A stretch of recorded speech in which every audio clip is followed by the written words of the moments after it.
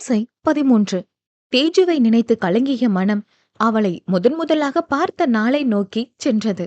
அன்று தன்னுடைய ஷோரூமில் வேலை பார்க்கும் வேலையாட்கள் வாடிக்கையாளர்களிடம் சற்று அலட்சியமாக நடந்து கொள்கிறார்கள் என தேவின் நண்பர் ஒருவர் தேவிடம் கூற, அது அவனுக்கு மிகுந்த கோபத்தை ஏற்படுத்தியிருந்தது.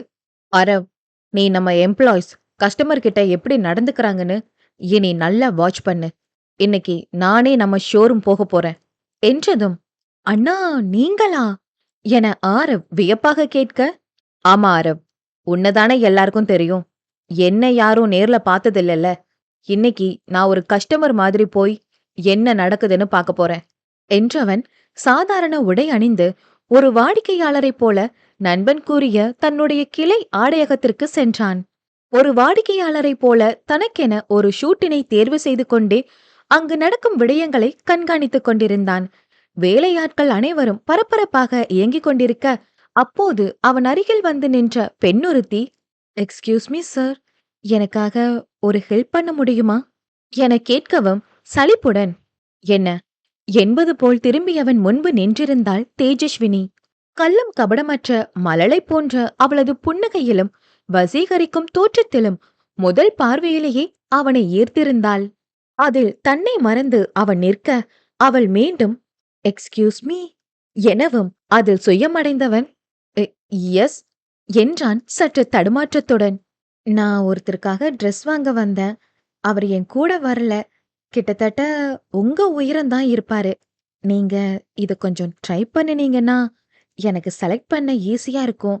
ப்ளீஸ் எனக்கு ஹெல்ப் பண்றீங்களா என அவள் தனது விழிகளை சுருக்கி கேட்டிட, அவனுக்கு மறுக்கவே தோன்றவில்லை. அவள் ஆளை இழுக்கும் விழிகளை பார்த்தவாறே சரி என தலையசைத்தவன் அவளிடம் இருந்து ஆடையை பெற்றுக்கொண்டு ட்ரையல் ரூம் நோக்கி சென்றான். சில நிமிடங்களில் அதனை அணிந்து வந்தவனை பார்த்ததும் தேஜுவிற்கு அந்த ஆடையை மிகவும் பிடித்து போனது. அவளது விழிகள் அவனை காணாது அவன் அணிந்திருந்த ஆடையில் மட்டுமே கவனம் இருக்க, அவனோ அவளது முகபாவனைகளையே ரசித்துக் கொண்டிருந்தான். அவன் ஆடையில் இருந்த லோகோ அவளுக்கு மிகவும் பிடித்து போக, அதை தொட்டு வருடியவள் அவன் உயிரையும் வருடிச் சென்றதைப் போல் அவன் இதயத்தில் ஒரு பூகம்பத்தை ஏற்படுத்துவதை அறிந்திருக்கவில்லை. தேங்க்யூ சார், எனக்கு இந்த ட்ரெஸ் ரொம்ப பிடிச்சிருக்கு. Thank you so much for your help என்றவள் ஒரு சேல்ஸ்மேனை அழைத்து அந்த ஆடைக்கு பில் போடும்படி கூறியவள் அங்கிருந்து விலகிச் சென்றாள். இவனது மனமும் கால்களும் தானாகவே அவள் பின்னே செல்வதை அவனால் தடுக்க முடியவில்லை. எத்தனையோ பெண்கள் இவன் பணத்திற்கும் கம்பீர தோற்றத்திற்கும் ஆளுமை திறனுக்கும் மயங்கி இவனிடம் காதலை சொன்ன போதிலும் எதையும் ஈர்க்காமல் மறுத்தவன் இன்று முதல் முறையாக தன்னை ஈர்க்கும் பெண்ணை கண்டிருந்தான். அதுவும் எந்த ஆர்ப்பாட்டமும் இல்லாமல் தன்னிடம் இலகுவாக பேசி செல்கிறாள். தேவ்ரியான் என்றாலே பைத்தியமாக சுற்றும் பெண்களை மாத்திரமே கண்டவனிற்கு இவள் தன்னை அறியாத போதிலும் ஒரு சாதாரண ரசனை பார்வை கூட தன் மீது செலுத்தாமல் போவது அவனை மேலும் அவள் புறம் சாய்த்தது. அவளை பற்றி தெரிந்து கொள்ளும் ஆர்வத்தில் அவள் பின்னாலேயே சென்றவன் அவள் லிப்டினுள் நுழைவதை பார்த்ததும் தானும் அவளோடு இணைந்து கொண்டான். அவள் கையில் வைத்திருந்த கைபேசியில் ஏதோ மும்முரமாக பார்த்து கொண்டிருக்க, அவன் அவளையே பார்த்த வண்ணம் நின்று கொண்டிருந்தான். லிப்டில் இவர்கள் இருவர் மட்டுமே இருக்க, சில வினாடிகளில் கதவு தானாக மூடிக்கொண்டது. விழிகளை உயர்த்தி பார்த்தவள் தரைத்தளத்தை அடையும் பொத்தானை அழுத்தவும் சட்டென நடந்து முடிந்தது அந்த நிகழ்வு. அவள் கையில் மின்சாரம் பாய்ந்து சில வினாடிகள் துடித்து கீழே விழுந்தாள். லிப்ட் அப்படியே நிற்க, உள்ளே எரிந்து கொண்டிருந்த விளக்குகள் மின்னி மின்னி அணைந்து போனது. உடனே அவசர கால நடைமுறைகள் தானாக இயங்கத் தொடங்கி ஒரு எமர்ஜென்சி டிம் லைட் மட்டும் மஞ்சள் வண்ணத்தில் எரிய துவங்க, எமர்ஜென்சி ஃபேனும் ஓடத் தொடங்கியது. கீழே சரிந்து விழுந்து கிடந்தவளை கண்டவனுக்கு பேரதிர்ச்சியே. சில நொடிகளில் நடந்தேறிய விடயத்தில் மூச்சுக்கு திணறியவளாக அவள் துடிப்பதை பார்த்தவன் செய்வதறியாது திகைத்து நின்றான். அடுத்த கணமே தன்னை சுதாரித்துக் கொண்டு இன்டர்காமில் உதவி கேட்க முற்பட, அதுவும் வேலை செய்யாமல் போனது. ஓ ஷிட், என்ன இது, ஏன் உற்காகல என பதறியவன் அடுத்த நொடியே அவளை நெருங்கி அவள் கரத்தை பிடித்தான். ஹேய், என்னாச்சு, எழுந்திரு எனக் கூற எதையும் உணரும் நிலையில் அவள் இல்லை. அவளது விழிகள் மேல் நோக்கி பார்த்த வண்ணம் சென்று பிறகு மூடிக்கொண்டன. அவளால் இமைகளை திறந்தும் பார்க்க முடியாமல் போனது. மூச்சுக்கு திணறுபவளின் சுவாசம் மெல்ல மெல்ல தடைபட மயக்க நிலைக்கு சென்றாள் அவள். நிலைமையின் தீவிரம் உணர்ந்து அவளுக்கு சிபிஆர் கொடுக்க நினைத்தவன் அவளை நெருங்கும் போது சற்றே தயங்கி பின்வாங்கினான். அவள் இதழ்களிலேயே மையம் கொண்ட அவனது இருதயம் திக் திக் என்று அடித்துக்கொள்ள முதலுதவிக்காக நெருங்க வேண்டும் எனும் போதிலும் அவனால் அவ்வளவு இலகுவாக அவளிடம் நெருங்க முடியவில்லை. சற்று முன் தான் பார்த்து ரசித்த பெண்ணின் முகம் தற்போது நிறம் மாறுவதைப் போல இருக்க படபடவென துடிக்கும் தன் இதயத்தை ஒரு முறை அழுந்த தேய்த்தவன் அவளிடம் நெருங்க முயன்று மீண்டும் தயங்கியவன், இது வேலைக்காகாது, யோசிக்காம பண்ணிடுடா என்று எண்ணிக்கொண்டவன் பட்டென அவள் இதழுடன் தன் தடித்த அதரங்களை பொறித்து கொண்டான். அவன் சுவாச காற்றை அவளுக்கு கடத்தி கொண்டே அவளது சுவாசத்தை மீட்க போராடிக் கொண்டிருந்தான். சிறிது நேர முயற்சிக்கு பின்னர் அவளது சுவாசம் சிறிது சிறிதாக சீர்பட இப்போதுதான் தேவிற்கு உயிரே திரும்ப வந்தது போல இருந்தது. சீரான சுவாசம் கிடைத்தும் கூட அவள் இன்னும் மயக்கத்திலிருந்து மீண்டபாடில்லை. அவள் இதயத் துடிப்பு சீராக இயங்குகிறதா என சோதித்து பார்த்தவன் பின்பு பயப்படும்படியாக எதுவும் இல்லை என்று உணர்ந்து நிம்மதியடைந்தான். அவளுக்கு சுவாசத்தை மீட்டுக் கொடுத்த அவனது அதரங்கள் குறுகுறுப்பை ஏற்படுத்த அதை தன் விரல்களால் தொட்டு வருடியவனின் பார்வை அவளது இதழ்களின் மீதே நிலைக்குத்தி நின்றது. அவளது ரோஜா இதழ் சற்றே திறந்த வண்ணம் இருக்க அந்த இடைவெளியை தன் அதரத்தை கொண்டு நிரப்ப சொல்லி அவனது ஹார்மோன்கள் அவனை ஆர்ப்பரிக்க அவன் எண்ணங்கள் முழுவதும் அவள் இதழையே சுற்றி வந்தது. அதில் எச்சில் கூட்டி விழுங்கியவன் தன்னையும் அறியாமல் அவளை நோக்கி நெருங்கினான். இதயம் அதிவேகமாக அடித்துக்கொள்ள அவள் பின்தலை கூந்தல் காட்டிற்குள் கரத்தை நுழைத்து மற்றைய கரத்தால் அவள் எடையை இறுகப் பற்றி தூக்கியிருந்தான். எதையும் யோசிக்கும் மனநிலையில் அவன் இல்லை. தன்னுடைய தடித்த அதரத்தை அவளது மெல்லிய இதழின் இடைவெளியில் பொருத்தியதும் அவள் மீது பாய்ந்த மின்சாரம் இப்போது தன் மீது பாய்வதைப் போல உணர்ந்தது அவனது தேகம்.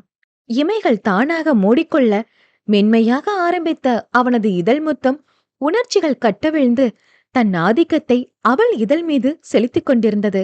உணர்ச்சி மிகுதியில் அவள் கூந்தலையும் இடையையும் இறுக பற்றியவன் தன் உயிரை உருக்கும் முத்தத்தின் ஆழத்தை மேலும் அதிகப்படுத்தினான்.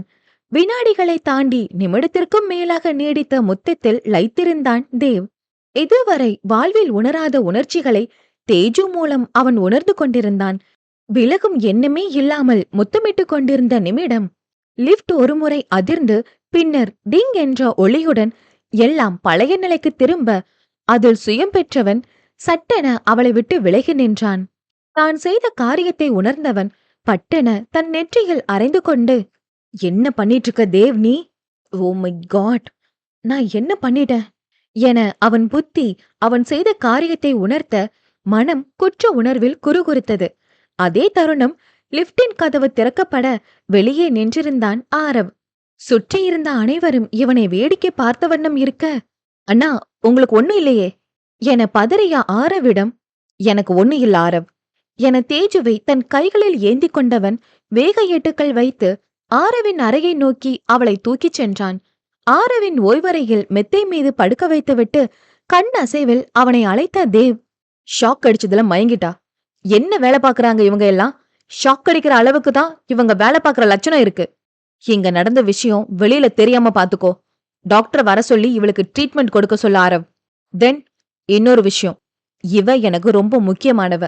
இவளை பத்தின எல்லா டீட்டெயில்ஸும் எனக்கு உடனடியா கலெக்ட் பண்ணி கொடு என்றவன் விறுவிறுவென அந்த இடத்தை விட்டு சென்று விட்டான். இம்சை 14. பழைய நினைவுகளில் மூழ்கி இருந்தவனுக்கு அவள் உறக்கத்தில் முடகும் சத்தம் கேட்க அதில் தன்னிலை அடைந்தவன் புருவ முடிச்சுகளுடன் அவளை ஏறிட்டான். இவளுக்கு தூக்கத்துல பேசுற பழக்கம் இருக்கு போலையே, அன்னைக்கும் இப்படித்தான் பேசிட்டு இருந்தா, இன்ட்ரெஸ்டிங் என்றவன் அடுத்த நொடியே, ஆனா இவ கௌதம்னு ஏதாவது பேசினானா எனக்கு கடுப்பாகுமே, இப்போ கேட்கலாமா வேண்டாமா என சிந்தித்தவாறே அவனிருக்க கேட்க சொல்லி ஆர்ப்பரித்தது அவனது மனது. என்னதான் பேசுறான்னு பாப்போமே என அவளிடம் நெருங்கி அவள் பேசுவதை கவனிக்க தொடங்கினான். டேய் தேவ், உன் மனசுல என்ன பெரிய இவன்னு நினைப்பாடா என அவள் கேட்கவும் தேவின் புருவங்கள் உயர்ந்து விழிகள் விரிந்தன. என்னது, டாவா என்று வியந்தவன் இதழ்கள் தானாக விரிந்து கொண்டது. இதுவரை மற்றவர்களால் மரியாதையாக மட்டுமே அழைத்து பழக்கப்பட்டவன், தனக்கு பிடித்த பெண் தன்னை ஒருமையில் அழைக்கிறாள் என்பதே தேவிற்கு உடலெங்கும் சிலிர்ப்பை ஏற்படுத்தியது. தன்னை பற்றிதான் பேசுகிறாள் என்ற ஆர்வத்தில் இன்னும் நெருங்கி சென்று அவன் கேட்க, என் மித்ரா மட்டும் எனக்கு கிடைக்கட்டும், அப்புறம் இருக்குடா உனக்கு. மனசுல பெரிய ஆன அழகுன்னு நெனப்பு. உம் ஏதோ கொஞ்சம் அழகாதான் இருக்க, அதுக்காக என்ன வேணாலும் பண்ணுவியா என்றவளது குரல் மெல்ல மெல்ல ஓய்ந்திருக்க, முகம் கொள்ளா புன்னகையாய் இருந்தான் தேவ். முதலாக தன்னை பற்றி பேசியிருக்கிறாள் என்பதில் மனம் முழுவதும் மகிழ்ச்சியில் நிறைந்திருந்தது. நான் உனக்கு கொஞ்சம் அழகாடி. எனக்கு எத்தனை பொண்ணுங்க ப்ரப்போஸ் பண்ணிருக்காங்க தெரியுமா? சரி, ஏதோ கொஞ்சம் அழகுனாவது ஒத்துக்கிட்டியே, அது வரைக்கும் சந்தோஷம் என புன்னகைத்து அவள் நெற்றியில் ஒரு முத்தத்தை பதித்து விலகி நின்றவனோ, ஆனா எனக்கு நீ தாண்டி இந்த பிரபஞ்ச அழகி. எப்போதும் பட்டாசு போல படபடன்னு வெடிச்சுக்கிட்டே இருக்க. எப்போதான் மனசு மாறுவியோ? ஹம் என ஏக்க பெருமூச்சு விட்டவன், சீக்கிரம் மனசு மாறிடுடி, என் குட்டி விடி என சிரித்து கொண்டான். அவளுக்கு போர்வையை எடுத்து போர்த்தி விட்டவன் அவள் அருகில் படுத்து அவளை ரசித்த வண்ணமே உறங்கியும் போனான். மறுநாள் காலையில் எழுந்த தேஜு கௌதம் கூறிய டிவோர்ஸ் பற்றி யோசித்தபடியே நகத்தினை பல்லிடுக்கில் கடித்தவாறே இருக்க, தேவ் அவளிடம், என்ன மேடம், பலத்த யோசனை போல என்றதும் அவனிடம் நெருங்கியவள், உங்ககிட்ட ஒன்னு கேட்கணும் என்றாள்.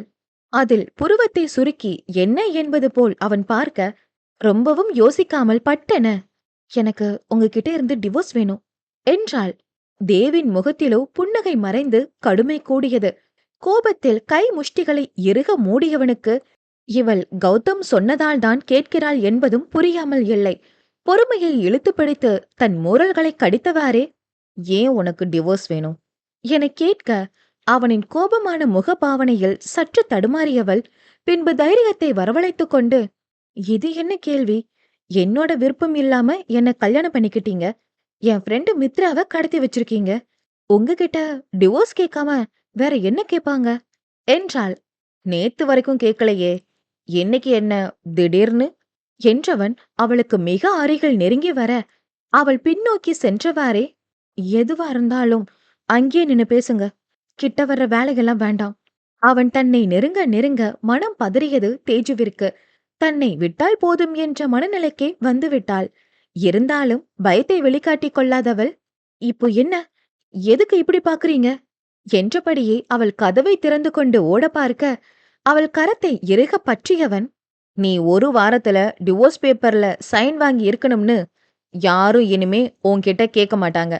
இந்த தேவ்ரியான் பொண்டாட்டியா இருந்துகிட்டு இப்படி அடி வாங்கிட்டு வந்து நிக்கிறியே, உன்னை என்ன பண்ணலாம் என்று அவன் கேட்கவும், தேஜுவுக்கு தூக்கி வாரி போட்டது. இது எப்படி உங்களுக்கு தெரியும்? உன்னை பத்தி தெரிஞ்சுக்காம நீ என்ன பண்றன்னு பாக்காம எனக்கு வேற என்னடி வேலை? ஓ, என்ன வேவு பாக்குறீங்களா என்றாள் கோபமாக. இல்ல, உன்னை பாதுகாக்கிறேன். என்ன பாதுகாக்க நீங்க யாரு? நான் உன்னோட புருஷன் என்றதும் அவனை முறைத்து பார்த்தவள், கௌதமை என்ன பண்ணுனீங்க என்றாள். அவன் பேரு கூட இனி உன் வாயிலிருந்து வரக்கூடாது.